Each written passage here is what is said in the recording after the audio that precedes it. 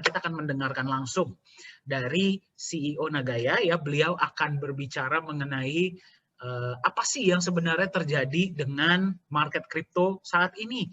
Ya, beberapa mungkin dari Anda memperhatikan ya bahwa sedang terjadi gejolak yang sangat besar ya di di dunia cryptocurrency, bukan cuma di Indonesia tapi di seluruh dunia ya.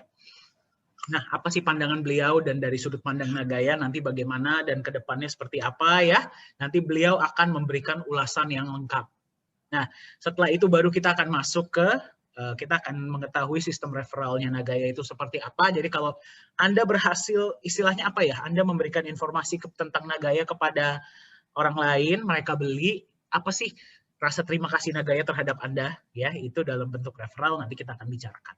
Ya, setelah itu kita akan berbicara mengenai strategi, ya, dan kemudian kita akan masuk ke sesi tanya jawab di akhir. Jadi kalau ada pertanyaan, jangan sungkan-sungkan, silahkan tanyakan via chat. Ya, nanti kita akan diskusikan sama-sama. Oke, selamat datang sekali lagi saya ucapkan bagi Anda yang baru masuk. Oh ya, sebelum kita mulai, saya ingin mengingatkan ya, untuk mengetahui tentang Nagaya secara lengkap. Hari ini kan kita lebih berbicara mengenai program referralnya seperti apa ya. Untuk Anda, hari ini kita nggak akan terlalu banyak berbicara mengenai produknya Nagaya itu sendiri. Ya, untuk produknya mengenai Nagaya itu sendiri, Anda silahkan masuk ke sesi yang hari Rabu dan Jumat ya. Sesi yang hari Rabu dan Jumat itu kita berbicara panjang lebar mengenai Nagaya. Sebentar saya akan kasih lihat ya. Nah ini, sesi yang hari Rabu dan Jumat silahkan Anda masuk ya, waktunya sama, jam 7 juga. Terus bagi Anda yang ingin mengikuti sesi yang bahasa Inggris, itu ada di hari Selasa. Ya, jamnya sama, jam 7 atau jam 8 waktu Singapura. Ya, silahkan Anda masuk. Nah, ini informasi ada di Telegram channel. Oke, ya baik. Kita langsung saja masuk ke sesi pertama. Ya, saya akan undang tamu istimewa kita hari ini sebentar, Pak Johannes. Oke, Anda akan mendengarkan langsung dari CEO Nagaya, Pak Yohanes Chandra. Pak Yohanes, silakan Pak. Ya, terima kasih Pak Dani. Ya, selamat malam ya Bapak-bapak, Ibu-ibu. Ya, baik yang ada di Indonesia maupun tadi saya dengar ada dari Taiwan, ada dari Hong Kong ya. Ya, jadi perkenalkan mungkin banyak yang belum pernah bertemu dengan saya. Ya, nama saya Yorat Yohanes Chandra. Ya, saya adalah founder dan CEO dari Nagaya. Jadi mungkin kalau dibilang spesial-spesial banget juga enggak. Tapi kita hari ini karena beberapa hari belakangan ini saya banyak sekali mendapatkan pertanyaan. Pak, apa yang terjadi dengan market kripto kemarin ini ya? Ya, jadi memang kalau di dunia kripto dibilangnya gempa bumi. Ya, jadi semuanya merah. Tapi sebenarnya nggak semuanya merah. Ya, sebenarnya nggak semuanya merah. Nah, apa sih yang terjadi dengan dunia kripto kemarin ini? Ini yang ingin sebenarnya saya bahas sedikit dengan bapak-bapak dan ibu-ibu dan teman-teman semua yang ada di sini. Ya, jadi mungkin kita tahu ya hal yang menyebabkan harga kripto itu turun drastis itu adalah pernyataan dari pemerintah Cina. Ya, pemerintah Cina yang berkaitan dengan cryptocurrency. Nah, tetapi itu yang harus diperhatikan. Pernyataan apakah itu? Ya, pernyataan itu adalah pernyataan bahwa badan-badan keuangan, bank-bank ataupun instansi finansial yang ada di Cina itu dilarang, ya, dilarang untuk berurusan dengan cryptocurrency, dengan dunia kripto. Ya, jadi mereka dilarang untuk menyediakan tempat penyimpanan mata uang kripto, dilarang untuk menyediakan pertukaran, kemudian dilarang untuk memfasilitasi transaksi yang menggunakan mata uang kripto. Sebenarnya ini bukan barang baru. Jadi sebenarnya tahun 2016 dan 2017 pemerintah Cina pun sudah mengeluarkan pernyataan yang sama. Dan pada waktu itu juga harganya jatuh. Ya, kripto jatuh. Nah, tapi Ya memang kalau kita lihat belakangan ini yang pernah selalu juga saya katakan bahwa sebenarnya menurut kami ya di Nagaya, harga market kripto belakangan ini itu udah di luar dari kewajaran. Itu yang kalau istilahnya dengan kata bubble. Ya, jadi lonjakannya itu sudah tidak ada dasarnya lagi.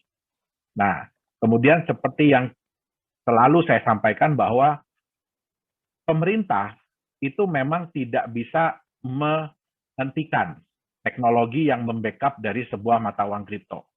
Jadi tidak ada pemerintah yang bisa menghentikan Bapak Ibu menyimpan Bitcoin, menyimpan Nagaya. Kenapa? Karena teknologi itu akan terus berjalan. Selama masih ada internet di dunia, itu akan berjalan. Tapi ada satu hal yang pemerintah bisa lakukan.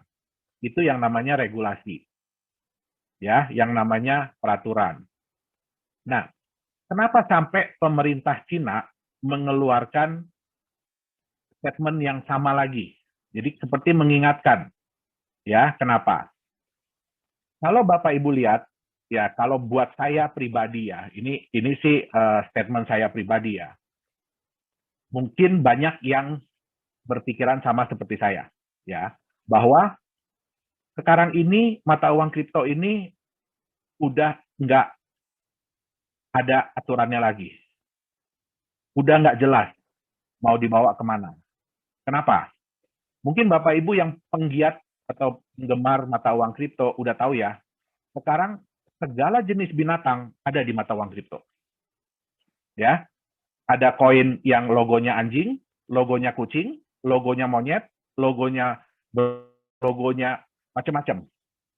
Dan hampir setiap hari, hampir setiap minggu itu pasti muncul. Yang baru-baru pasti muncul. Ya.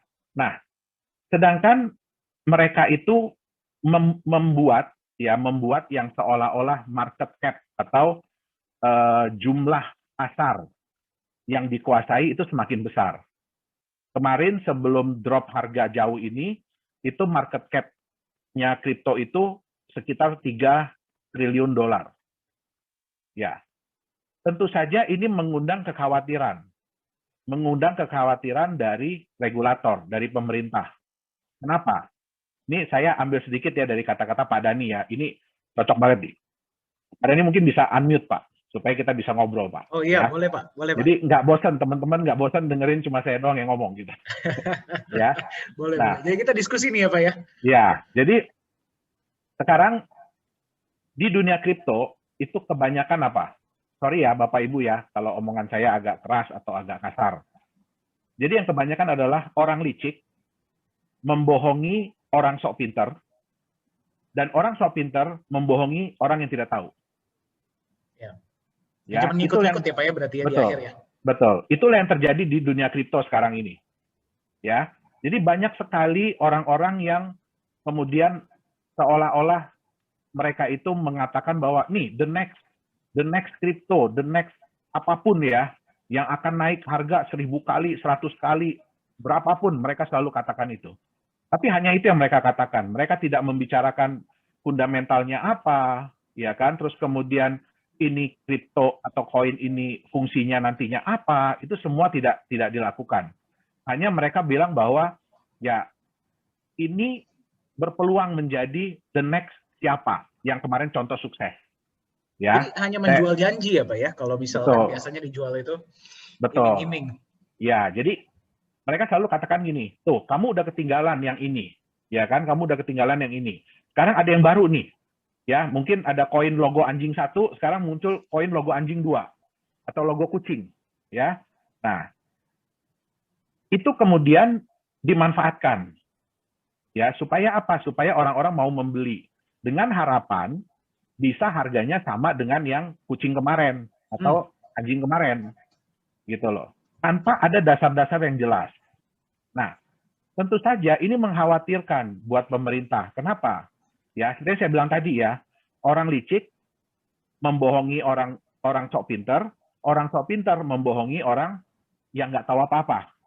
Nah, yang paling banyak sayangnya, yang paling banyak adalah orang yang nggak tahu apa-apa. Yang hanya mengikuti tren berarti, Pak. Betul. Mereka nggak tahu apa-apa. Mungkin Bapak Ibu baca ya di koran-koran di Indonesia juga ada ya beberapa bulan belakangan ini. Selalu mereka mengatakan yang bagus-bagusnya tentang cryptocurrency. Ya. Wah, si ini ya dengan beli koin ini bisa untung sekian banyak, bisa untung sekian banyak. Ya, tapi mereka tidak pernah memberitahukan apa resikonya. Ya. Ya. Jadi sebenarnya mohon maaf ya kalau saya agak jahat sedikit. Sebenarnya mohon maaf kalau saya agak jahat sedikit. Sebenarnya saya itu menunggu-nunggu kejadian kemarin itu terjadi. Kenapa? Karena selama ini kita mengatakan untuk apa sih fungsi backup dari sebuah kripto? Ya. Untuk apa sih fungsi fungsi proyek ya, fungsi bisnis dari sebuah kripto? Terus untuk apa sih fungsi transparansi dari sebuah kripto? Ya itu akhirnya terjawab di kejadian kemarin. Ya. Kalau dibilang bahwa semua cryptocurrency itu merah kemarin, tidak. Ya. Jadi Bapak Ibu bisa lihat bahwa pada saat merah, yang sebagian besar, mungkin 99% itu merah, atau turun harganya, itu ada 1% yang hijau. Ya. Di antara yang merah-merah tuh ada yang hijau ya Pak ya? Ada yang hijau. Nah, siapa ini yang hijau? Yang hijau ini adalah koin-koin atau kripto-kripto yang memiliki underlying asset atau backup.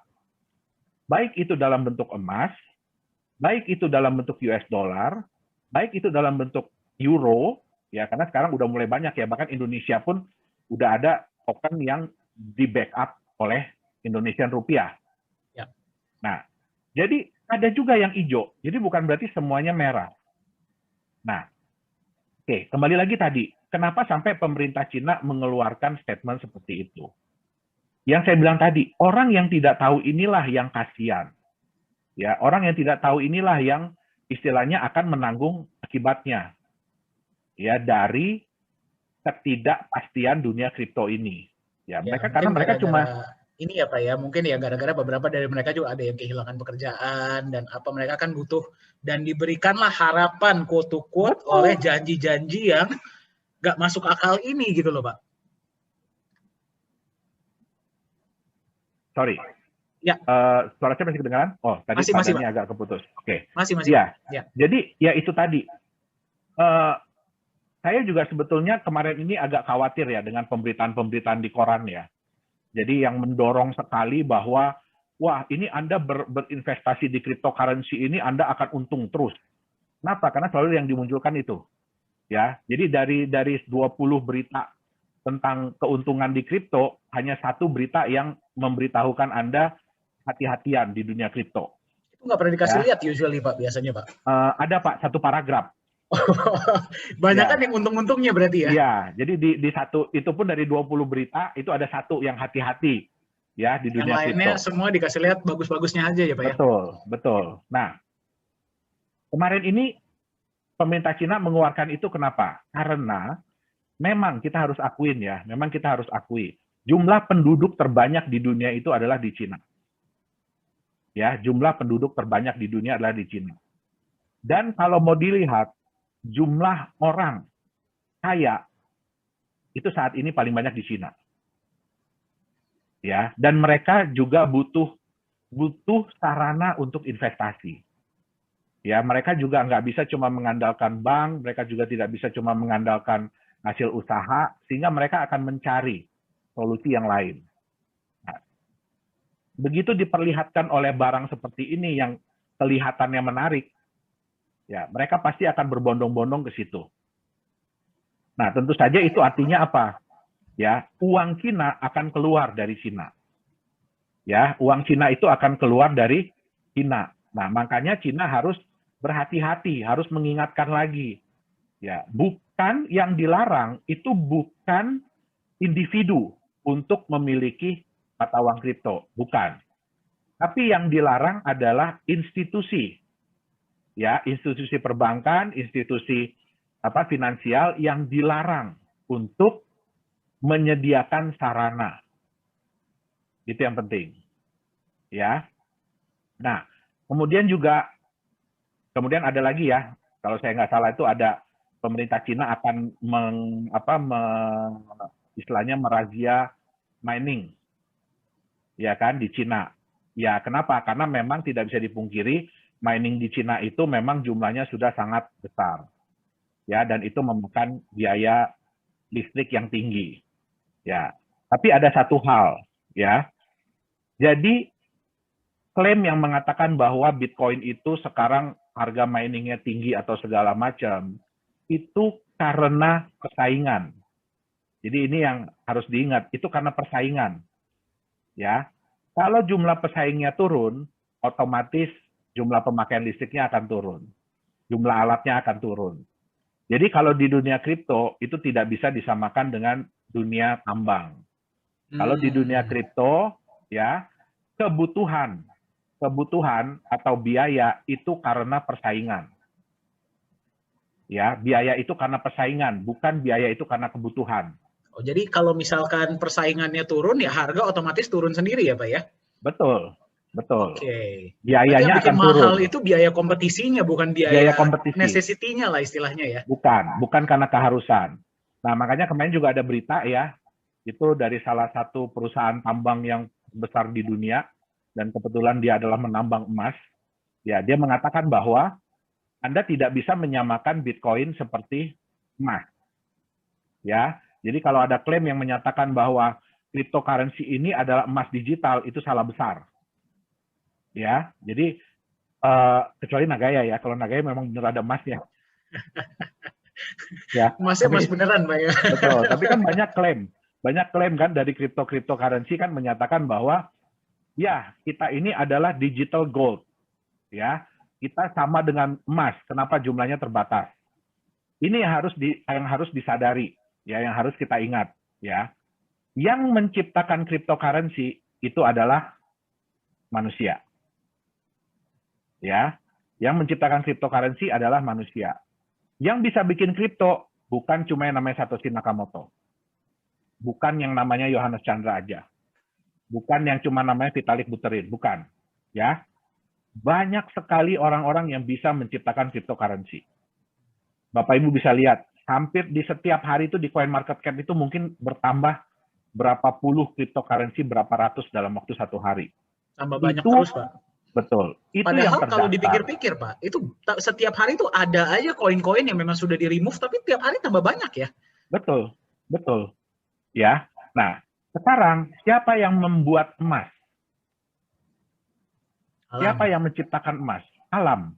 Dan dari SD, yang saya tahu ya, dari SD, yang namanya bahan mineral itu emas, perak, silver, emas, perak, nikel, ya kan, batu bara, itu dibuatnya oleh alam. Dan dibuatnya jutaan tahun. Ya. Jadi nggak bisa disamain dengan kita bikin token yang cuma hitungan jam. Ya, nah, itulah mungkin kami satu-satunya di Nagaya yang juga tidak setuju bahwa cryptocurrency itu dianggap sebagai sebuah sebuah emas. Ya, tidak bisa. Jadi kalau cuma kripto itu sendiri, angka itu sendiri, itu tidak bisa dianggap sebagai emas. Oke, nah, kejadian kemarin itu menunjukkan apa yang selama ini mungkin Pak Dhani selalu bilang ya. Kita juga selalu bilang, oke, di dunia cryptocurrency saat ini, yang berlaku hanya kepercayaan. Murni hanya kepercayaan. Artinya apa? Kalau kepercayaan itu ada, harga akan bagus. Tapi begitu kepercayaan itu hilang, harga akan jatuh.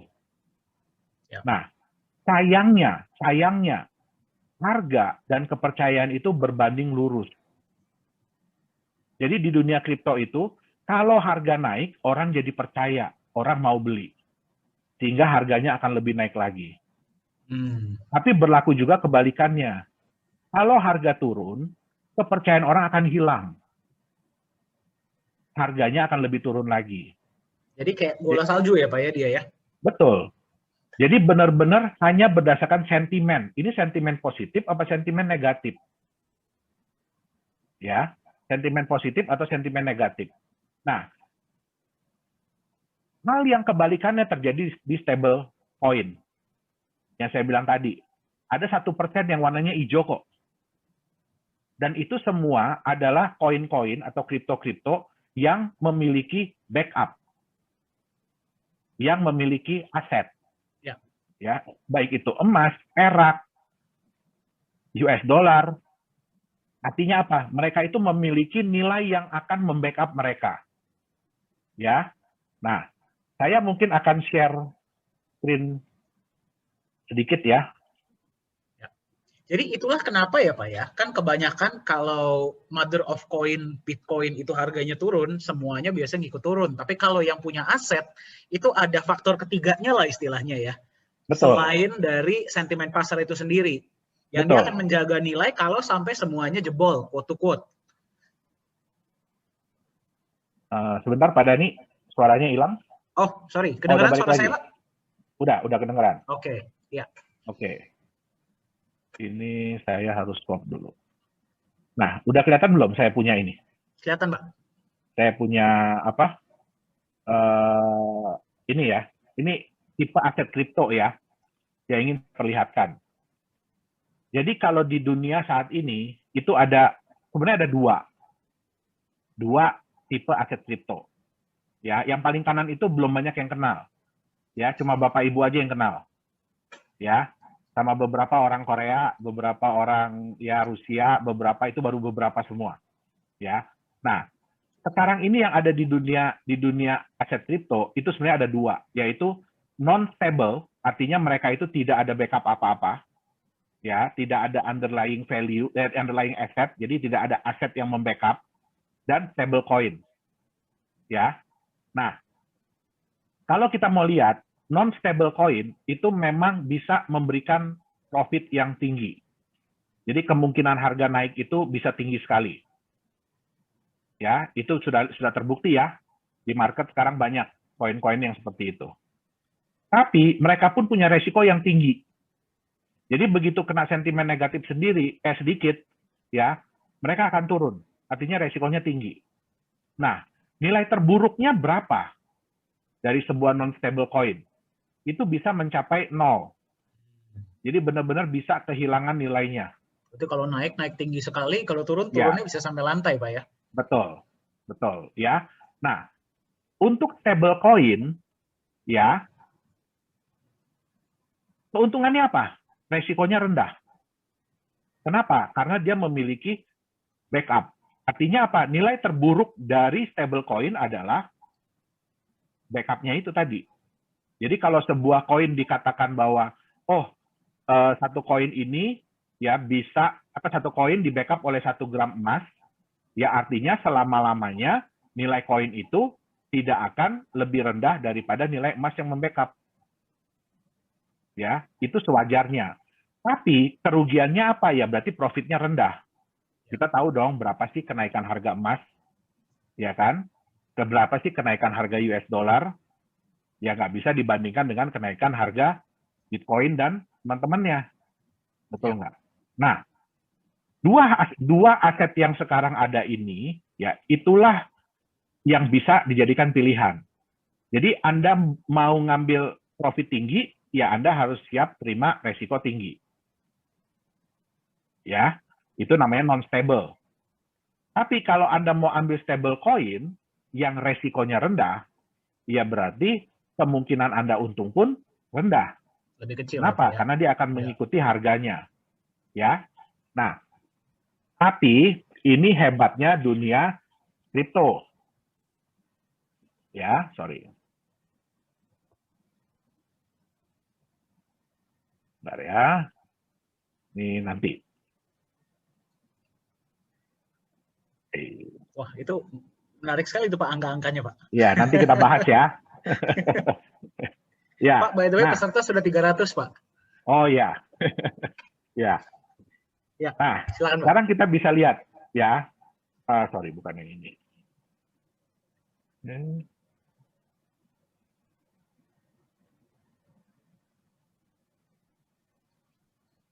Ini.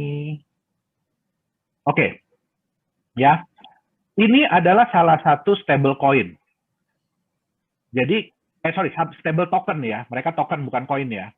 Nah, jadi token mereka ini diklaim di backup oleh 1 gram emas. ya, diklaim di backup oleh 1 gram emas. Ini kayak salah chart. Harusnya chartnya, oh ya benar yang ini. Ya, ya, mereka diklaim bahwa mereka ini di backup oleh 1 gram emas. Ya, tapi mohon maaf ya Bapak Ibu ya, saya ulangin lagi kata-katanya ya. Orang licik ngerjain orang sok pinter ngerjain orang yang nggak tahu. Ini yang terjadi. Ya, karena kebanyakan orang-orang ini tidak tahu apa itu cryptocurrency dan apa sih yang mereka beli, inilah yang terjadi. Jadi token ini begitu masuk di market, ya, bisa dibuat harganya hingga mencapai 250 juta satu token. Padahal 1 gram emas selamanya itu ya Pak ya? Betul. Wow. Jadi selamanya token ini hanya di backup oleh 1 gram emas. Ya. Tapi karena ketidaktahuan market, ini bisa diangkat harganya sampai 250 juta.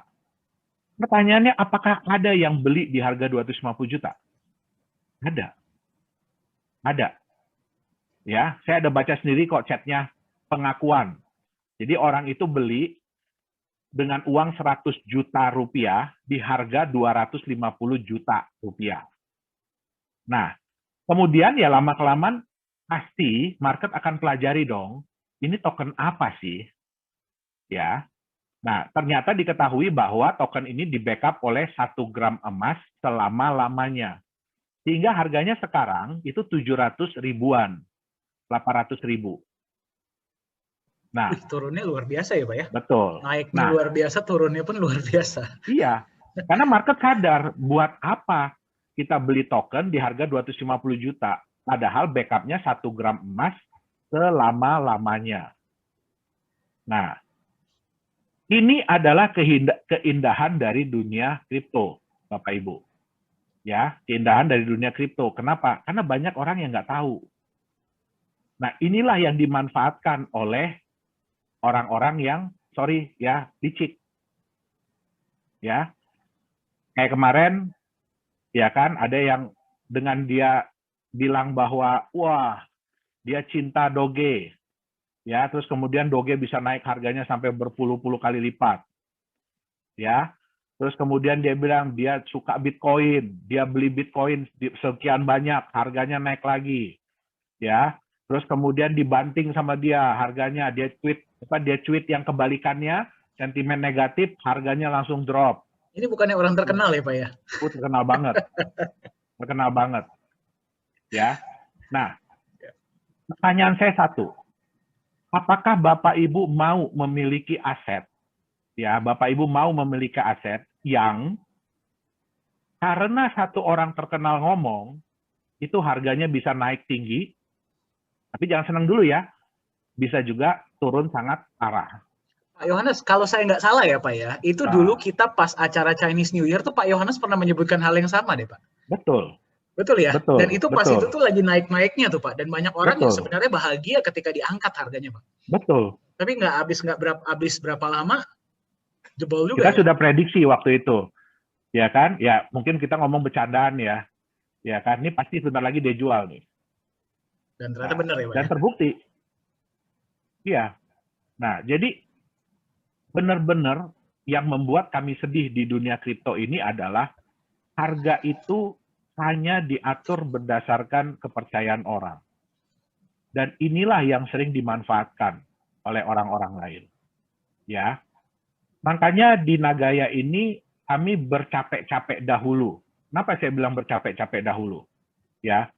Setiap minggu Pak Dhani ngomong seperti ini. Kasih tahu bagaimana konsep Nagaya, ya, training.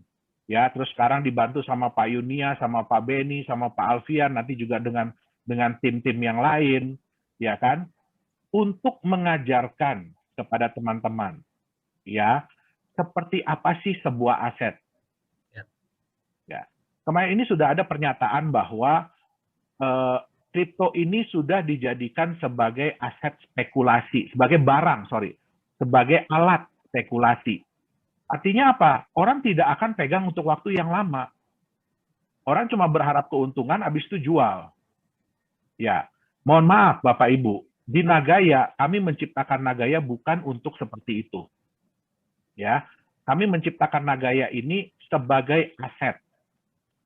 Hal yang bisa, sesuatu yang bisa Bapak Ibu pegang untuk jangka yang panjang. Ya, contoh, Bapak Ibu beli tanah, beli rumah, beli emas, beli saham. Emas sebenarnya kurang cocok ya. Sebenarnya beli saham, tapi saham perusahaan blue chip ya, jangan perusahaan gorengan ya. Jangan saham gorengan, itu beda cerita. Ya, itu sama dengan yang tetangga, itu nggak sama sama Nagaya. Nagaya ini tujuannya sama dengan saham blue chip. Ya. Nah, supaya apa? Ya, supaya aset ini bisa dipegang dalam jangka waktu yang lama.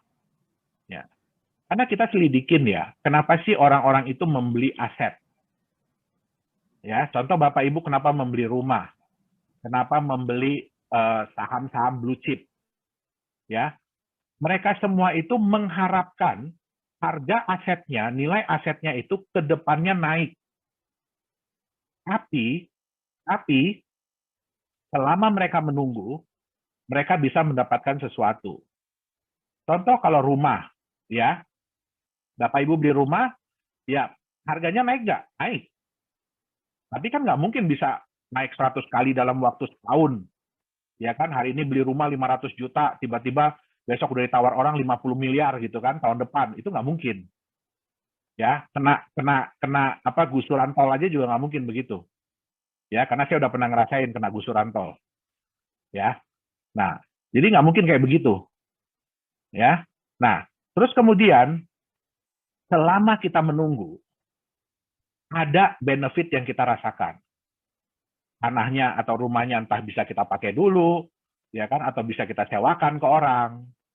Nah, demikian juga saham blue chip. Mereka yang memegang saham blue chip itu biasanya mainnya jangka panjang. Mereka nggak pernah beli sahamnya sekarang, bulan depan jual, itu nggak ada.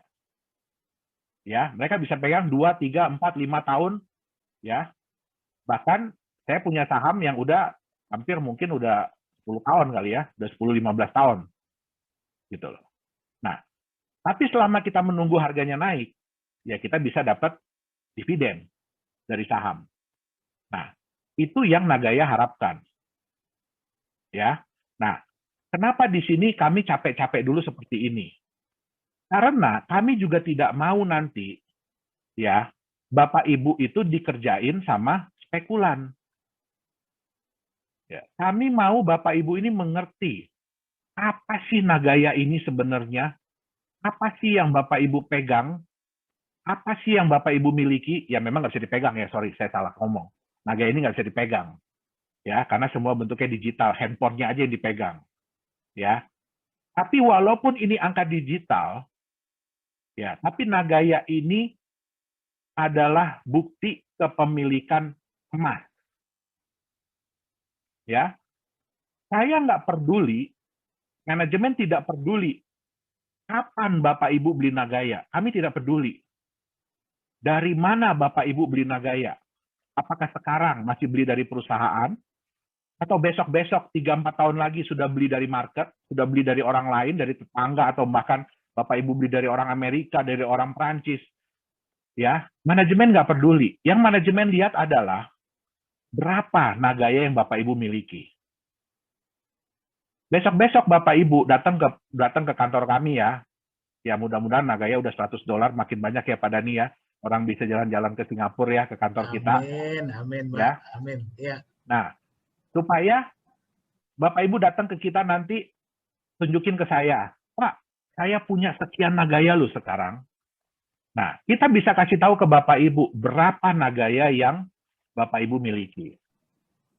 Berapa emas yang menjadi hak Bapak Ibu di dalam penyimpanan itu. Dan kita nggak akan nanya ya Pak ya, Bapak Ibu dapat Nagaya dari mana, belinya dari siapa.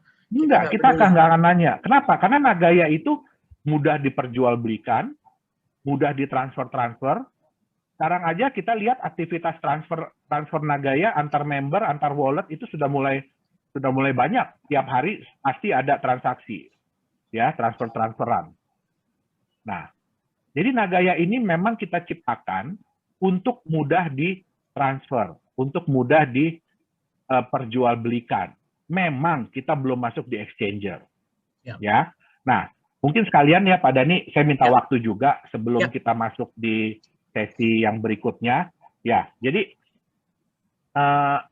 mungkin ini membantu teman-teman juga ya, nanti kalau memperkenalkan Nagaya ini ke saudaranya, ke kerabatnya, ke teman-temannya ya.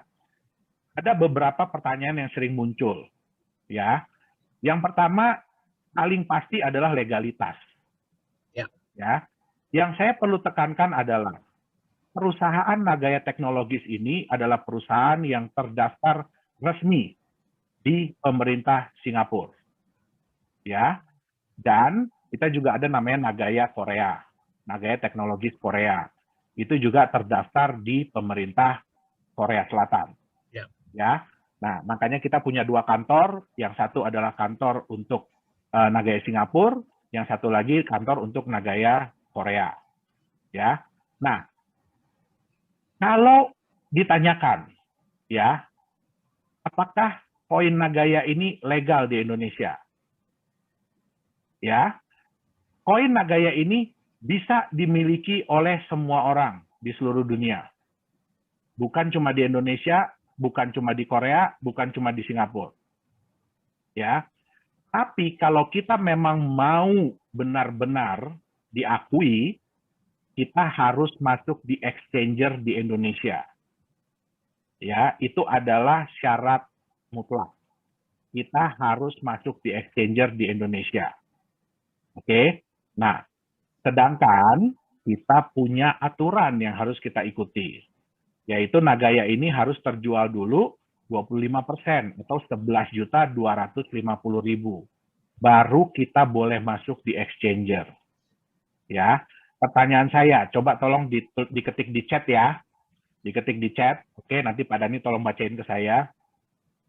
Bapak Ibu mau Nagaya Bapak Ibu ini diperebutkan oleh 300 juta orang di Indonesia atau mau diperebutkan oleh 8 miliar orang di dunia? Nah, Bapak Ibu maunya yang mana? Diperebutkan 300 juta atau 8 miliar? Ini bergantung dengan harga ya Pak ya, berarti ya. Iya. Lebih banyak yang ngejar ya pasti harga Pak. Betul. Ada yang bilang 10 miliar Pak. Wah, populasi dunia belum nyampe.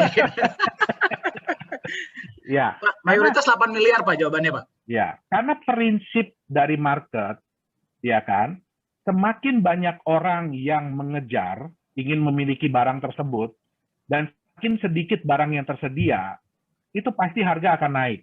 Itu yang namanya prinsip demand and supply. Kita nggak bisa ngomong apapun kalau dua hal ini nggak bisa dipenuhi. Ya. Nah, Bapak Ibu setuju nggak? Kalau tanggung jawab kami adalah membuat harga Nagaya Bapak Ibu setinggi-tinggi mungkin, betul nggak? Betul ya, setuju Bapak Ibu ya. Ya. Bapak Ibu beli koin ya pasti maunya setinggi mungkin dong. Betul. Karena target kami itu 5 tahun itu kalau perlu lebih cepat dari 5 tahun itu $100 harga Nagaya di market. Dan ini hanya bisa terpenuhi kalau kami mendapatkan kepercayaan dari orang yang lebih banyak. Ya. Ya. Betul ya Bapak Ibu ya, setuju ya. Nah, Bapak Ibu kan nggak mau kan Nagaya ini nanti cuma ditradingkan di market Indonesia kan? Maunya sampai keluar negeri, betul nggak? Ya. Nah, itu yang kami tuju. Sehingga itu pula alasan kami, kenapa kami memilih Singapura. Ya. Jadi kita itu ingin mengangkat kepercayaan, ingin mendapatkan kepercayaan dari orang-orang di seluruh dunia. Alasannya juga kenapa kami kami meregistrasi di Singapura, karena tempat penyimpanan emasnya, Bapak Ibu. Emas itu bukan milik kami. Emas itu adalah milik para pemegang Nagaya. Kami hanya menyimpankan. Ya, kami hanya menyimpankan. Ya, kami hanya mengadministrasi. Siapa tahu nanti ada yang mau ngeklaim emasnya, mau ngambil. Silahkan. Ya, syaratnya adalah Nagayanya harus dikembalikan. Ya. Dan ingat, Nagaya itu jumlahnya terbatas. Bertambah tidak bisa, berkurang bisa banget. Ya, jadi Nagaya apakah bisa lebih dari 50 juta? Nggak bisa. Apakah bisa kurang dari 50 juta? Bisa. Kenapa? Kalau ada yang mengembalikan, emasnya kita serahkan, berarti Nagayanya udah nggak ada backup. Tidak boleh company jual. Itu harus kita trap. Harus kita buang. Ya. Dan ingat Bapak Ibu ya, berapapun proyek yang dijalankan oleh Nagaya, memang saat ini baru satu. Berapapun proyek yang dijalankan oleh Nagaya, ya, orang yang berhak mendapatkan benefit dari proyek tersebut adalah orang-orang yang masih memiliki Nagaya. Ya, jadi kalau Nagaya sudah dikembalikan, ya, kalau sesuatu dibagi 50 juta kan hasilnya sekian. Tapi kalau sesuatu ini dibagi dengan 20 juta, hasilnya lebih besar nggak? Ya. Pasti. Oke. Apalagi berkurang ya Pak ya? Ya.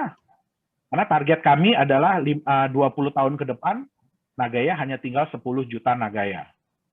Ya. Nah, terus pertanyaannya, kenapa emasnya disimpan di perusahaan?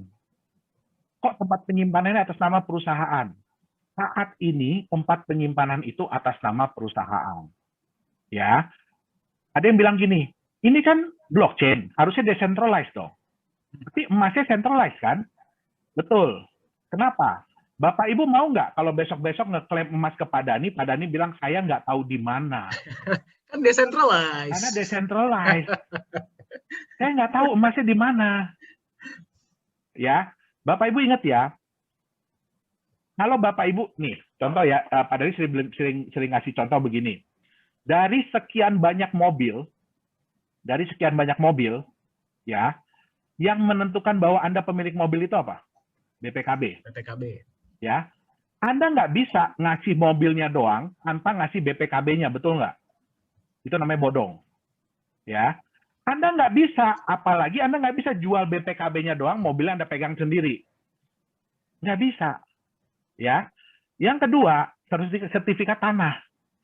Apakah di tanah itu ditulis nama kita? Tidak. Ya, yang menentukan tanah itu punya siapa adalah sertifikat tanahnya. Bisa nggak kita jual tanah tanpa sertifikat?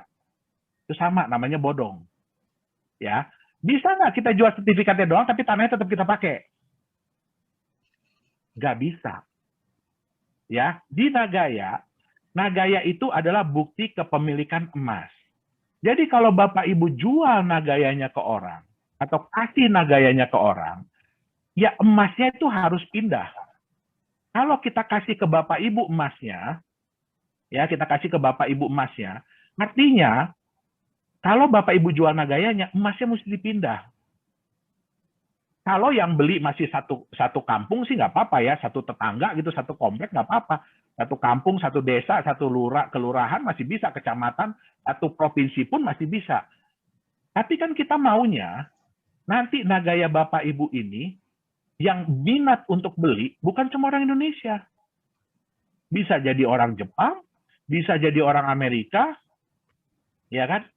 Nah, bagaimana caranya Bapak Ibu kalau jual Nagayanya, orang Jepangnya minta dikirim emasnya ke mereka? Itu kan nambah masalah baru. Betul nggak? Nah, makanya di sini untuk meningkatkan kepercayaan, ya, Nagaya ini diatur oleh sebuah perusahaan, bukan individu Yohanes Chandra, bukan individu Pak Dani, bukan individu Bu Yuli Yolanda, tapi ini diatur oleh sebuah perusahaan yang terdaftar di pemerintah Singapura. Ya, tempat penyimpanannya pun kami tidak mau diam-diam. Kami kasih tahu di mana tempat penyimpanannya.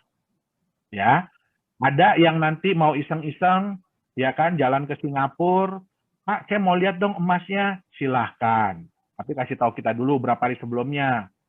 Ya, nggak bisa ya, kucuk-kucuk datang, Pak, saya mau lihat emasnya, gitu kan. Yang ada saya ditembak nanti sama orang the safe house. Gitu. Ya, jadi harus bikin janji dengan mereka. Dan kedepannya kami akan pakai trust. Jadi Nagaya itu emasnya bukan Nagaya teknologis lagi nanti yang ngatur, tapi ada sebuah badan hukum atau biasanya notaris ya. Jadi kayak kuasa hukum, lawyer yang memang diakui oleh pemerintah Singapura untuk ngurusin emas Nagaya. Jadi Bapak Ibu klaimnya bukan ke perusahaan Nagaya lagi, tapi ke mereka. Nah, itu dia. Ya, jadi kita akan menuju ke arah sana. Nah, terus kalau kita bicara ya Bapak Ibu ya,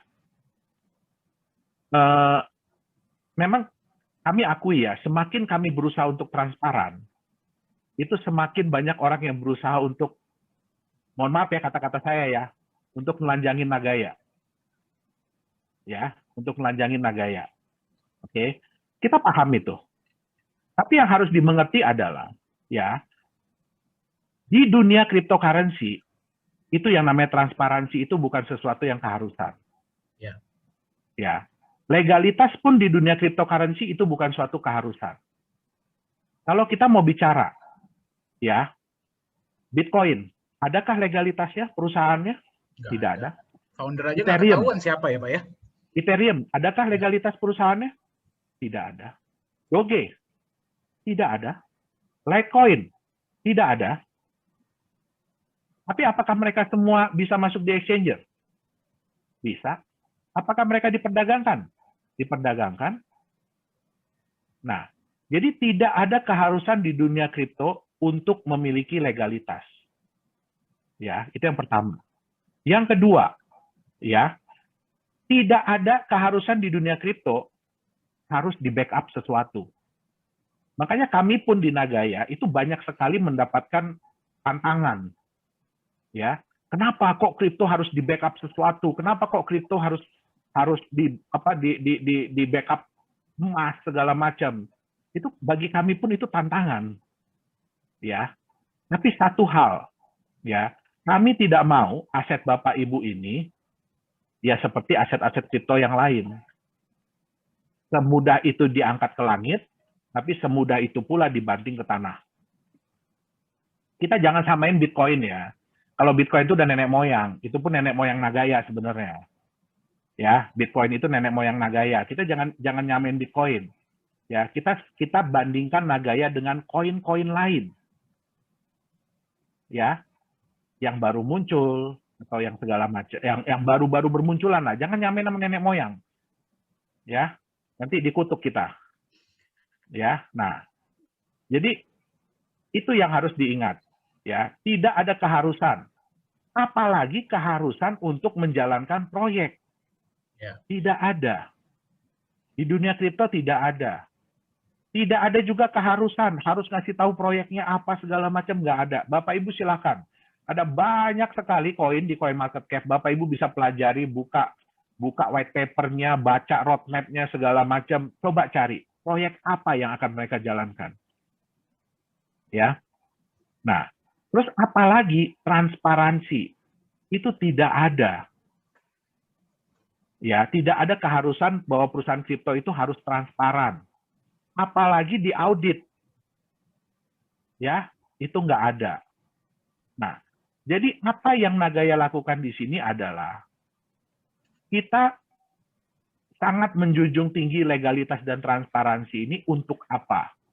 Satu, yang nggak bisa bohong. Harga di market itu tetap berdasarkan kepercayaan. Bukan cuma kepercayaan orang yang sudah pegang Nagaya, yang sudah punya Nagaya, tapi juga kepercayaan orang-orang yang belum punya Nagaya. Kita harus bisa meningkatkan itu. Supaya apa? Mereka mau untuk membeli Nagaya. Nah, Bapak Ibu nggak usah takut. Ya, Bapak Ibu nggak usah takut. Ya, kalau ada yang bilang gini, Pak, dia belum percaya sama Nagaya sekarang, Pak. Nggak apa-apa, Bapak Ibu. Ya, jangan takut. Nggak apa-apa. Kita masih butuh orang-orang yang tidak percaya dengan Nagaya saat ini. Kenapa? Suatu saat nanti, mereka akan percaya. Dan di saat mereka percaya, mereka akan mulai membeli Nagaya. Pertanyaannya, mereka beli dari mana? Apakah masih bisa beli dari perusahaan? Atau sudah beli dari Bapak Ibu? Pertanyaan yang kedua dan sedikit menyeramkan adalah, di harga berapa mereka akan beli? Ya, jadi Bapak Ibu nggak usah takut. Bitcoin pada waktu mulai keluar harganya cuma 1 sen, Bapak Ibu. 140 rupiah. Ada nggak orang yang nggak percaya? Ada. Ada. Salah Banyak. satunya lagi ngomong ini nih. Ya, ini salah satunya. Ya, ada nggak yang nggak percaya dengan Bitcoin di harga segitu? Ada. Banyak. Tapi ada nggak yang percaya? Ada. Ada. Pada waktu harga Bitcoin $10, tetap nggak ada yang nggak percaya? Banyak. Ada yang nggak percaya. Ya. Tapi ada nggak yang percaya? Ada. Nah, waktu dia di harga 1 miliar rupiah, ya, 60 ribu dolaran deh. Ada nggak yang nggak percaya? Ada. Ada. Tapi ada nggak yang percaya beli? Ada. Ada. Yang masih nyangkut Jadi, ya Pak ya, berarti sekarang ya Pak iya. ya? Jadi Bapak Ibu nggak usah takut. Ya. Di setiap harga Nagaya, pasti ada orang yang percaya. Dan pasti ada orang yang tidak percaya. Tapi berdasarkan survei saya sendiri ya, banyak yang tidak percaya di harga $1, kemarin mulai beli di harga 148, 136, 161, ada. Ya, tapi kita nggak bisa salahin mereka. Dan mereka juga nggak bisa salahin kita. Ya, tapi satu yang saya perlu sampaikan ke Bapak Ibu, ya, kepercayaan itu sama dengan harga. Ya, nah ini yang saya mau kasih lihat ya. Bentar. Mohon maaf, saya jarang pakai komputer ini, jadi saya agak bingung nih gimana ngerubah-ngerubahnya.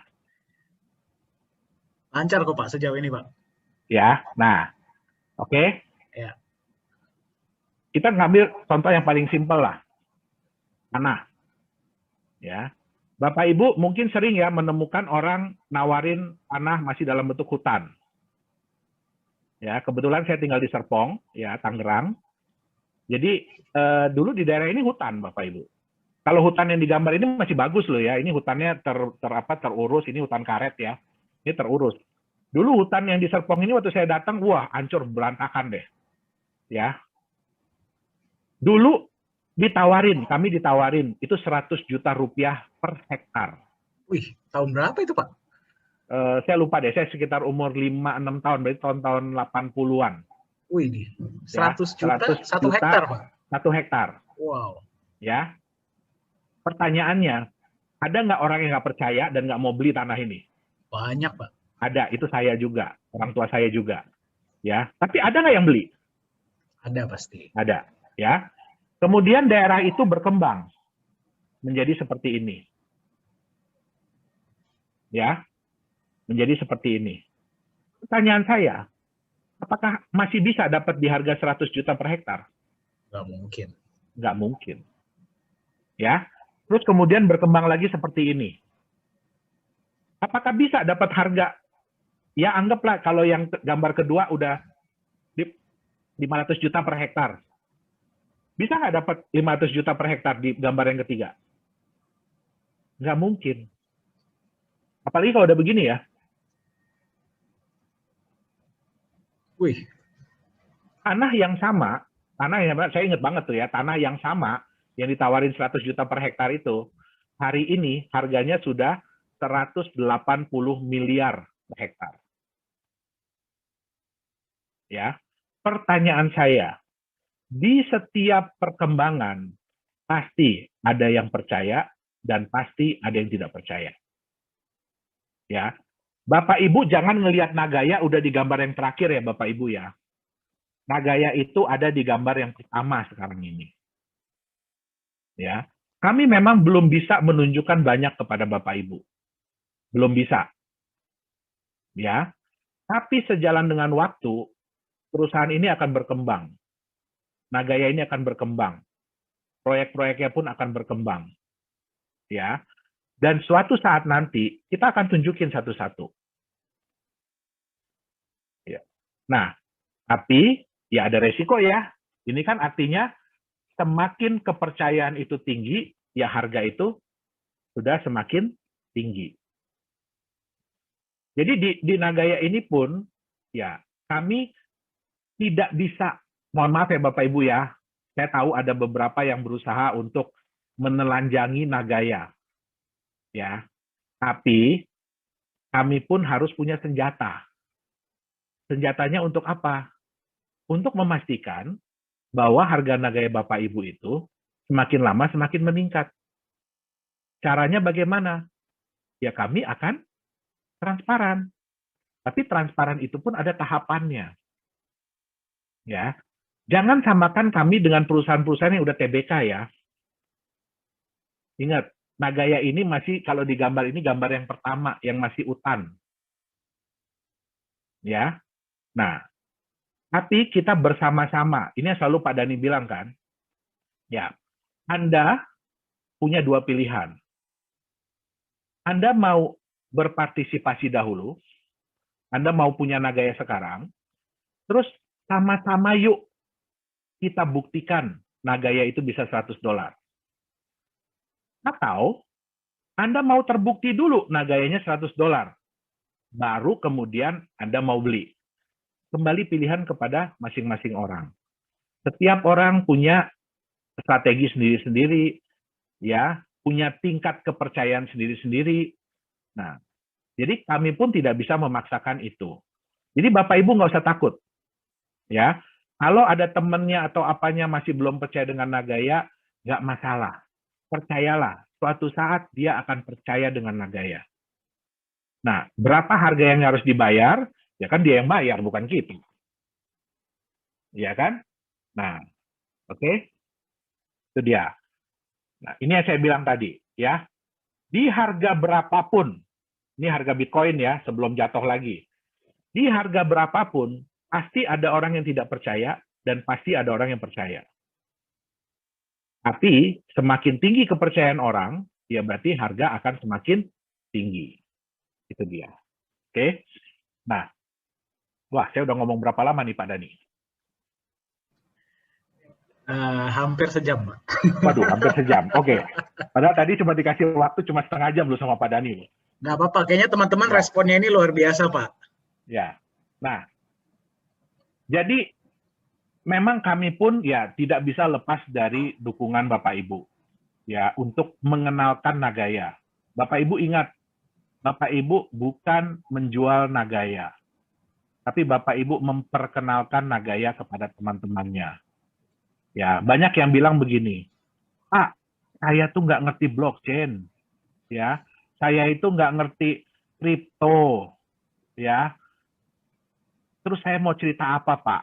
Ya, Bapak Ibu nggak usah takut, ya, itu manusia yang udah, orang yang sudah berhasil mengirimkan apa namanya roket ke bulan dan balik lagi, bikin mobil bagus banget, ya, itu aja masih belum ngerti apa itu blockchain.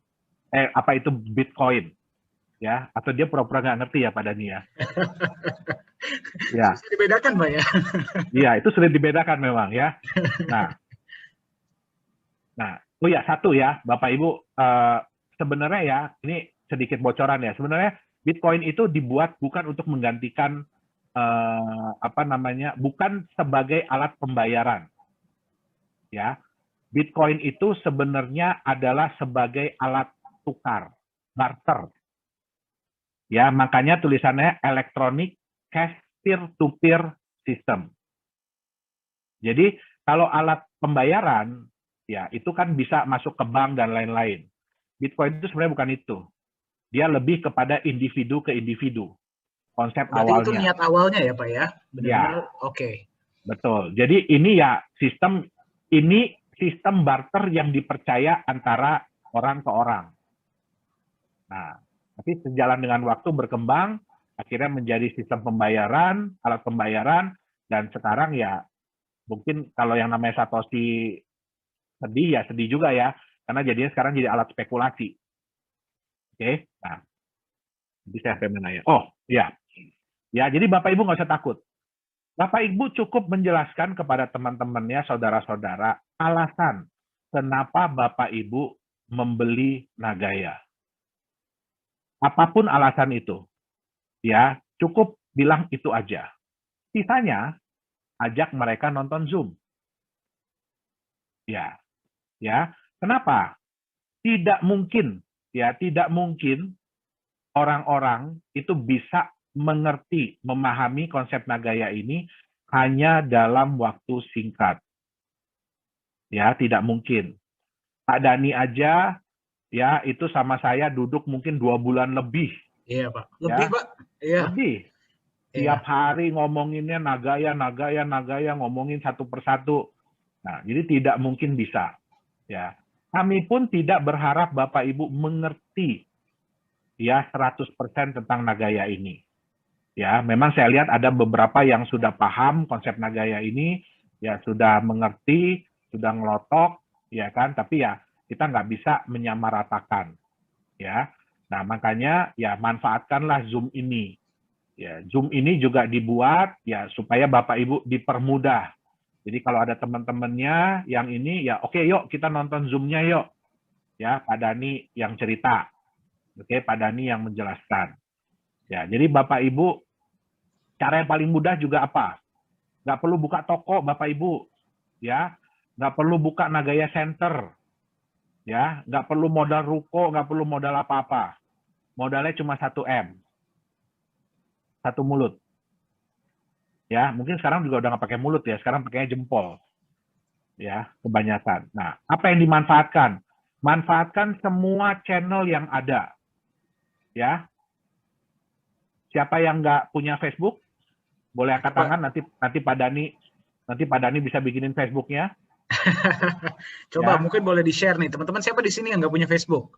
Siapa yang nggak punya Facebook? Punya semua, Pak. Sejauh Punya ini semua sih ya.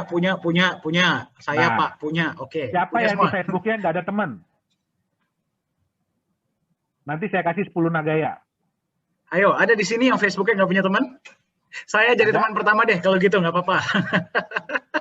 Ada yang nggak punya teman di Facebook, walaupun cuma 1? Ada, Pak. Ada semua, Pak. Ada semua ya. Iya, ada Nah, semua, Pak. yang Iya. lebih parah lagi, siapa yang di handphonenya nggak punya nomor kontak? Ada di sini? Jadi handphonenya blank, nggak ada nomor siapapun, 1 orang pun nggak ada. Ada nggak? Nanti saya kasih 10 Nagaya juga.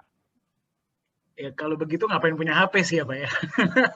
Nah, jadi manfaatkan semua sarana yang ada ya, apalagi Instagram, sekarang udah ada TikTok, udah ada apa gitu ya.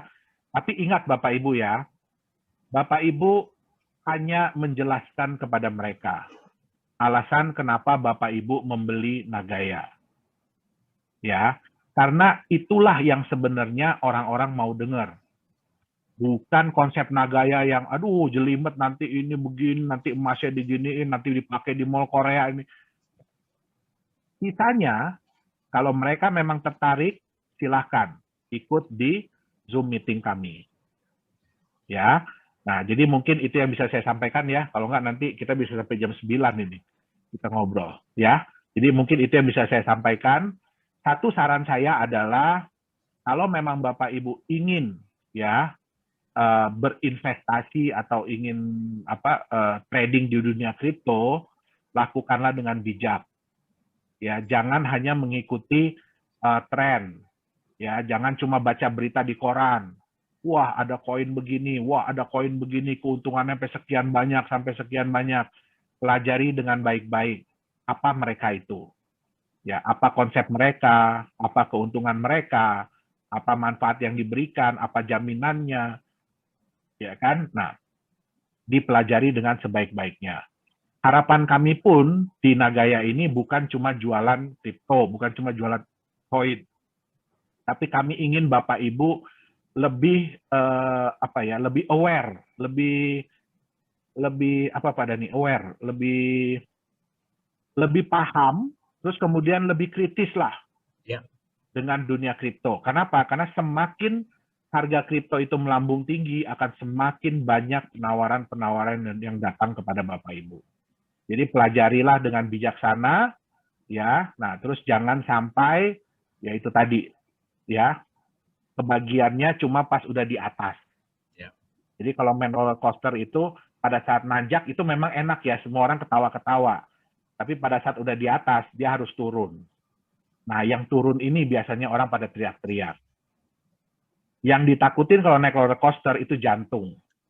Ya, bukan pada saat naiknya loh, tapi pada saat turunnya yang bisa bikin jantung berhenti. Ya. Jadi mungkin itu yang bisa saya sampaikan. Sebelumnya Ya, mohon maaf kalau ada salah-salah kata. Ya, saya kembalikan ke Pak Dhani. Agar, karena waktunya juga sudah lumayan ya. Oke, nah Pak, ini ada statement Pak. Sambil melihat, saya sedang membuka dua layar. Layar yang pertama itu adalah kalkulator, layar yang kedua ini adalah Google. Saya pengen jalan-jalan kemana. Oke, menarik. Oke. Pak, ada pertanyaan Pak langsung Pak. Ini ada langsung sekitar 20-an pertanyaan ya. Oke, mungkin pertanyaan yang ini cukup menarik. Untuk Pak Yohanes, saya ada pertanyaan. Apakah menurut Bapak mungkin bahwa nilai Nagaya menyentuh $100 sebelum 5 tahun? Misalkan caranya kita memperbesar komunitas kita, Pak. Mohon pencerahannya, Pak. Terima kasih. Oke, baik. Ya, sebenarnya semua itu mungkin, Pak. Ya, jadi yang seperti tadi Pak Dhani bilang, bahwa kita itu sebenarnya diberikan prediksi 3. 3 itu berarti angka rendah dengan kemungkinan terbesar, angka sedang dengan kemungkinan sedang, dan angka besar, nilai besar dengan kemungkinan yang lebih kecil. Jadi seperti yang Pak Dhani tadi bilang, bahwa kalau kita mengikuti aturan Singapura, kami itu harus memberikan prediksi angka yang terkecil dengan kemungkinan yang terbesar. Ya, jadi itu jeleknya kalau ngikutin Singapura. Ya, itu jeleknya kalau ngikutin Singapura. Nah, apakah kemungkinan itu ada? Ada. Ya, tapi di Nagaya kami tidak juga mau Bapak Ibu itu terlalu bermimpi. Ya, kita mimpi boleh. Tapi itu kalau mimpi lagi tidur. Ya, di Nagaya kami ingin bisa mewujudkan mimpi itu. Jadi angka mana yang paling mungkin terjadi, itulah yang kami pasang, itulah yang kami sampaikan. Tentu saja Bapak Ibu, kalau Nagaya Bapak Ibu lebih cepat mencapai nilai $100, saya, Pak Dhani, Pak Yunias, dan semua orang pemegang Nagaya happy. Ya, semua orang pemegang Nagaya pasti happy. Jadi di sini prinsip saya, jadi saya kasih tahu, prinsip saya mengerjakan Nagaya ini adalah dengan saya kerja 1 kali, saya capek 1 kali, tim kerja capek 1 kali, tapi semua orang bisa merasakan manfaat yang sama. Kenapa? Nagaya saya pun harganya $100, Nagaya Bapak Ibu pun harganya $100 per Nagaya. Kita nggak ada bedanya kalau udah masuk di market. Ya, jadi tentu saja kami akan berusaha ya lebih cepat, lebih baik. Kenapa? Saya perlu kasih tahu satu ke Bapak Ibu bahwa Nagaya ini bukan akan jadi satu-satunya proyek dari Nagaya teknologis. Ya, yang kami lagi buat di sini adalah pilot project. Kami ingin membuat suatu konsep mata uang kripto yang berbeda. Ya, yang kalau sekarang sih mungkin satu-satunya ya, saya berani bilang bahwa sekarang adalah satu-satunya. Ya, bahkan banyak teman-teman yang dulu bilang, Pak, Nagaya ini harus secepatnya Pak dijalankan, kalau nggak ditiru orang. Sampai detik ini saya belum menemukan yang benar-benar 100% mirip Nagaya. Belum ada. Jadi kalau ada yang menyamakan, tolong Bapak Ibu juga cek bagaimana legalitasnya, bagaimana transparansinya, itu yang paling penting. Bagaimana proyek-proyeknya. Ya, jadi Bapak Ibu nggak usah takut. Ya, di Nagaya ini kebahagiaan Bapak Ibu adalah kebahagiaan saya juga. Jadi kalau saya ingin bahagia, saya harus bikin Bapak Ibu bahagia. Itu dia. Oke, terima kasih banyak Pak Yohanes. Mudah-mudahan menjawab ya. Pak, ada pertanyaan menarik Pak. Kembali untuk Pak Yohanes ya. Ini mumpung ada Pak Yohanes, jadi pertanyaannya banyak buat beliau.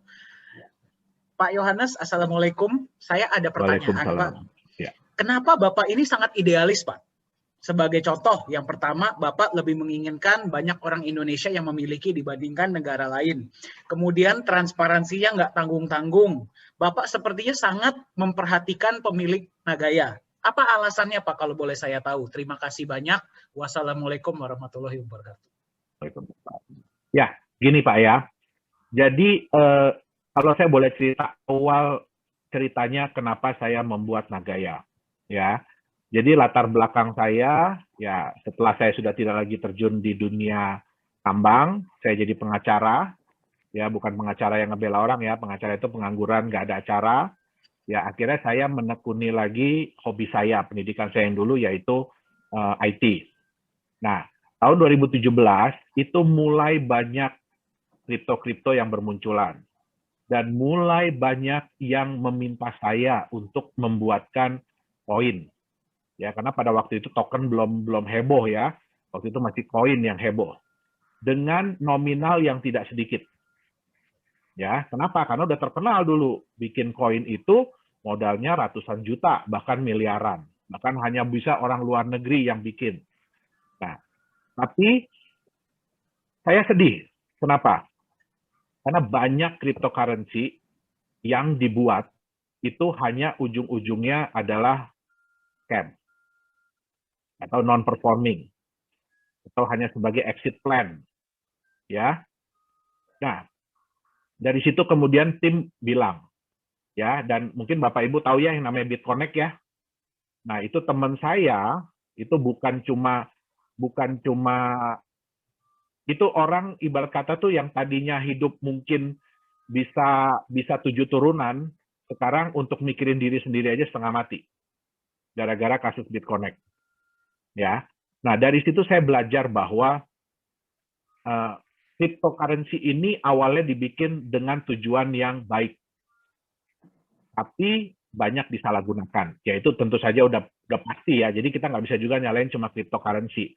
Kenapa? Pisau yang paling bagus pun itu tergantung siapa yang megang. Ya, bisa dipakai untuk yang baik ataupun bisa dipakai yang jahat. Nah, dari situ kemudian kita berpikir, dengan banyaknya permintaan untuk bikin cryptocurrency, kenapa sih kita nggak bikin sendiri aja yuk? Tapi kita mau bikin yang memang benar-benar benar-benar layaknya atau nantinya dilayak untuk dianggap sebagai mata uang. Jadi saya lupa nambahin sedikit ya. Kenapa pemerintah Cina itu sangat khawatir? Ya, Bapak Ibu lihat tadi coin market cap, ya jadi market cap dari cryptocurrency sampai 3 triliun dolar. Isinya apa?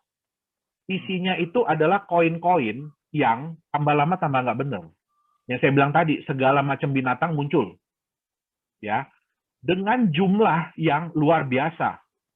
Satu token 1.000 triliun token. Jadi satu nama itu bisa 1.000 triliun token, 10.000 triliun token. Walaupun mereka mengklaim dijual cuma dengan harga 0,0001 dolar, tapi kalau dikali jumlahnya, itu kan menghasilkan nilai market cap yang tinggi. Jadi oleh pemerintah Cina, ini apaan? Ini udah nggak sehat. Ya, dengan banyaknya yang bermunculan seperti itu, ya ibarat kata satu muncul pakai nama binatang, yang lain ngikutin. Ya, sampai banyak klaim-klaim yang salah. Contoh, ada yang bilang, oh, kalau token itu sudah ada di Binance Smart Chain, artinya token itu terbukti. Ya, Bapak Ibu jangan salah. Kemarin dari Indonesia ada orang iseng bikin namanya babi ngepet token. Sorry ya, saya sebut itu. Babi ngepet token. Dan jelas-jelas dia bilang, ini token bercandaan. Gitu loh. Dan dibuatnya di Binance Smart Chain. Tapi di approve sama BSC ya Pak ya? Di approve sama Binance Smart Chain itu ya? Iya. Jadi itu bukan jadi suatu jaminan. Nah, di sini yang kita selalu tekankan. Kenapa Nagaya itu susah-susah sih Pak ngurus di SFE? Kenapa susah-susah ngurus di akses? Ya kan? Supaya apa? Kita itu ingin memberikan edukasi juga kepada teman-teman semua, kepada Bapak Ibu, bahwa yang namanya verifikator, ya itu bukan coin market cap, itu bukan exchanger, gitu loh. Itu bukan chain yang digunakan. Jadi kalau dia udah pakai Ethereum atau dia udah pakai Binance, itu bukan berarti dia memang proven, memang terbukti, bukan. Gitu loh. Nah, yang bisa membuktikan itu adalah asosiasi. Kenapa? Kalau Bapak Ibu bukan dokter, tidak punya sertifikat dokter, tidak punya ijazah dokter, apakah bisa masuk di IDI, Ikatan Dokter Indonesia? Nah, itu dia. Ya, jadi kami di sini ingin mengajarkan juga, ingin mengedukasi juga. Siapa sih lembaga-lembaga atau asosiasi-asosiasi itu yang memang punya kewenangan untuk memverifikasi. Itu dia tadi. Ya. Nah, terus boleh satu lagi pertanyaan Pak Dani sebelum saya ada sedikit yang saya mau sampaikan juga. Oke, ini ada pertanyaan yang menurut saya sangat menarik. Bapak Ibu, Ya. yang pertanyaannya belum terjawab hari ini, nanti seperti biasa saya akan kirimkan kontak saya ya. Nanti boleh kontak, tapi saya nggak akan melayani pendaftaran. Silahkan daftar ke orang yang memberikan Anda informasi. Pak, ini pertanyaan yang menurut saya menjawab pertanyaan mewakili pertanyaan banyak orang, Pak. Ya. Menurut Pak Yohanes, apa pesan yang dapat Bapak berikan kepada mereka yang meragukan masa depan Nagaya ini seperti apa? Karena kita mengetahui ada sangat banyak koin-koin yang ujung-ujungnya tidak bisa masuk exchanger, ataupun kalau sudah masuk, hilang nilainya karena developer sudah tidak bertanggung jawab lagi. Menurut Bapak, di mana menurut Bapak masa depan Nagaya ke depannya? Silakan Pak. Oke, ya baik, makasih Pak Dani. Ya, jadi satu hal ya Bapak Ibu ya yang perlu saya sampaikan. Kenapa saya itu awalnya itu berkeinginan keras supaya koin Nagaya ini dimiliki oleh orang-orang Indonesia. Saya orang Indonesia, ya. Konsep Nagaya ini lahir murni dari otak-otak orang Indonesia, ya. Jadi bukan orang luar, ya. Tetapi satu hal yang saya sadari, ya, kita masih kurang infrastruktur, kita masih kurang fasilitas yang bisa digunakan. Tetapi yang saya mau, semua proyek Nagaya itu saya akan usahakan supaya ada di Indonesia. Ya, kenapa? Karena ya untuk menambah juga lapangan pekerjaan, ya kan? Nah, tetapi ada satu kesedihan kita. Ya, sekarang saya kasih statistik sedikit ya. Jumlah pemegang Nagaya dari Indonesia itu ada sekitar 15 ribuan. Dengan jumlah Nagaya yang terjual di Indonesia itu sekitar 1,4 juta Nagaya. Ya. Di Korea, jumlah pemegang Nagaya di Korea itu hanya 220 orang. Dengan jumlah Nagaya yang ada di sana, yang dipegang oleh orang Korea, 1,1 juta Nagaya. Wow. Ya. Nah, jadi itu menimbulkan kekhawatiran buat saya. Kenapa? Bapak Ibu harus ingat, semua profit sharing itu diberikan kepada semua pemegang Nagaya. Saya tidak bisa membedakan, ini pemegang Nagaya ada dari Indonesia kah, ada dari Singapura kah, ada dari Korea kah, ada dari Rusia kah, ada dari Jepang kah, saya nggak bisa membedakan. Kita tidak boleh juga membeda-bedakan. Nah, jadi ya sebenarnya ada kesedihan juga ya pada waktu pertama-tama Nagaya tahun 2019 itu awal masuk kita pasarkan di Indonesia dan kurang menarik. Karena ya jujur ya, kalah sama yang 1%, 2%, 3% sehari itu, ya.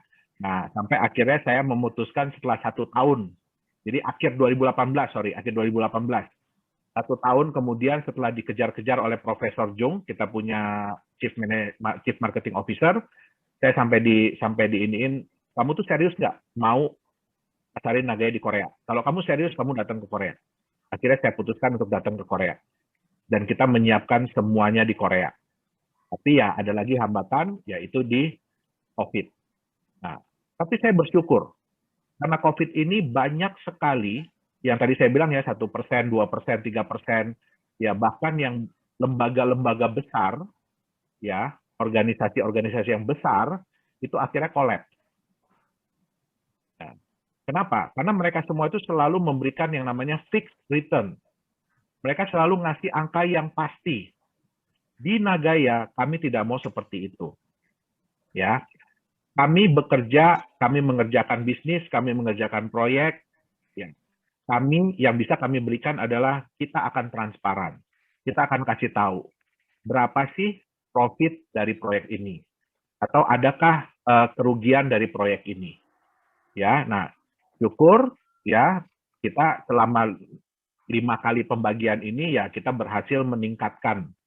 Ya, tapi ya Bapak Ibu harus diingat bahwa Nagaya ini kami tidak akan pernah ya bermain di dunia trading saham kah, trading kripto kah, trading forex, tidak. Kenapa? Karena ya itu resikonya pun tinggi, ya. Dan kami ingin lebih memilih untuk bermain di bisnis real. Ya, apakah cuma ditambang? Tidak. Ya, target Nagaya dari awal adalah setiap tahun kami ingin menambah satu proyek baru. Ya, jadi Bapak Ibu harus ingat bahwa Nagaya ini seperti hutan, tapi hutan yang sedang dikembangkan. Nggak pernah ada hutan, ya setahun kemudian udah jadi kota metropolitan, nggak ada. Ya, kecuali itu nanti ya pusat pemerintahan baru yang di Kalimantan itu mungkin, tapi itu kan dananya gila-gilaan gedenya. Ya, di Nagaya kita akan berkembang seiring dengan waktu. Oke, nah jadi pertanyaan yang tadi adalah seberapa yakinkah saya dengan Nagaya? Saya sangat yakin. Ya, kenapa? Karena sekarang ini Nagaya adalah satu-satunya perusahaan yang saya jalankan. Ya, perusahaan lain udah saya lepas semua. Nagaya ini adalah satu-satunya. Jadi tadi Pak Dani bilang, Nagaya ini adalah anak saya. Ya, nah, jadi pasti akan saya kembangkan. Ayo, bukan saya aja ya, mari kita kembangkan Nagaya bersama-sama.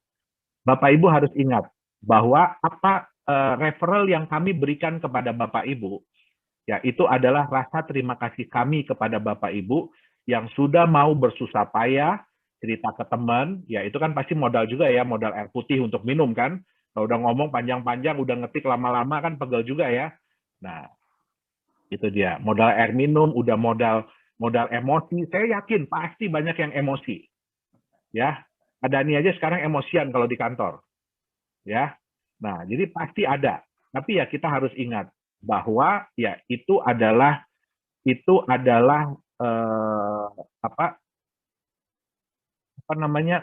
Ya histori kita. Kita lah ya, Pak ya. Iya, itu histori kita. Itu adalah sesuatu yang nantinya bisa kita ceritakan kepada anak cucu. Kamu tahu nggak ya?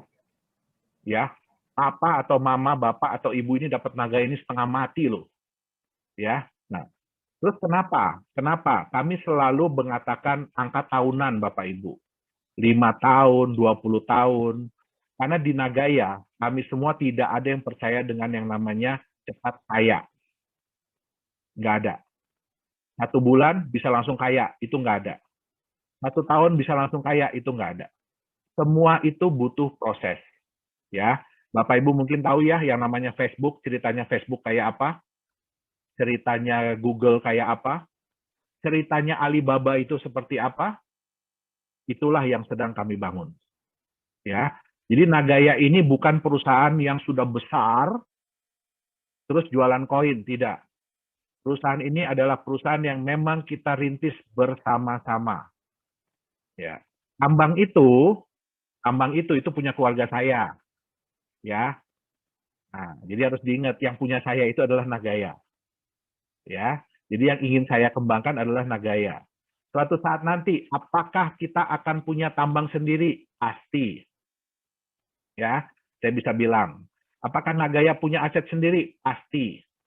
Sekarang ini kita memang masih numpang, masih nebeng. Kenapa? Kalau Bapak Ibu mau terjun di dunia tambang, itu bukan cuma duitnya, tapi waktunya. Bapak Ibu pasti nggak mau kan? Saya bilangin, kita jualan dulu semua Nagaya habisin, habis itu tunggu 6 tahun. Ya, baru kita bisa kasih profit sharing, baru kita bisa kasih benefit, kabur semua. Ya. Nah, di Nagaya kita manfaatkan apa kesempatan yang ada, apa fasilitas yang ada, itu yang kami gunakan. Ya. Jadi Bapak Ibu harus ingat bahwa kita di sini bersama-sama mengembangkan Nagaya. Dan saya nggak mau ya nanti Bapak Ibu Nagaya baru naik 10 kali, baru $10, jual lah cepet-cepet. Ya, jangan. Ya, Bapak Ibu harus ingat. Ya, kecuali kepepet ya, kalau kepepet kita nggak bisa ngomong deh. Ya, tapi Bapak Ibu harus ingat, jadikan Nagaya ini sebagai aset masa depan. Ya, nah, tentang exchanger. Ya, Apakah Nagaya itu akan masuk exchanger? Pasti. Pasti. Tapi kami ada aturan yang harus kami ikuti. Dan kami tidak mau mengorbankan aturan tersebut. Jangan sampai gara-gara kami hanya mau masuk exchanger cepat-cepat, kami mengorbankan peraturan yang ada. Ya. Nah, untuk masuk exchanger, apakah kami mau cepat-cepat masuk exchanger? Mau, Bapak Ibu. Kenapa? Karena begitu masuk ke exchanger, ya, kami bisa membuat harga itu naik. Bukan dengan cara pump and dump ya, bukan. Tapi kami punya strategi sendiri. Ya, mungkin Pak Dhani udah sering cerita. Kalau kita punya satu proyek bagaimana, punya 2 proyek bagaimana, punya 3 proyek bagaimana. Ya. Nah, kami punya strategi dan kami mau secepatnya masuk di exchanger. Apakah kita akan masuk di exchanger Indonesia? Pasti. Ya, pasti. Itu juga keinginan kami. Ya, jadi semua ini ada waktunya, ada masanya. Ya, ada ketentuan-ketentuannya. Nah, itulah yang harus kami ikuti. Ya, jadi mungkin ini yang bisa saya sampaikan malam hari ini. Ya, sebelum dan sesudahnya apabila ada salah-salah kata, ya saya mohon maaf yang sebesar-besarnya. Terima kasih.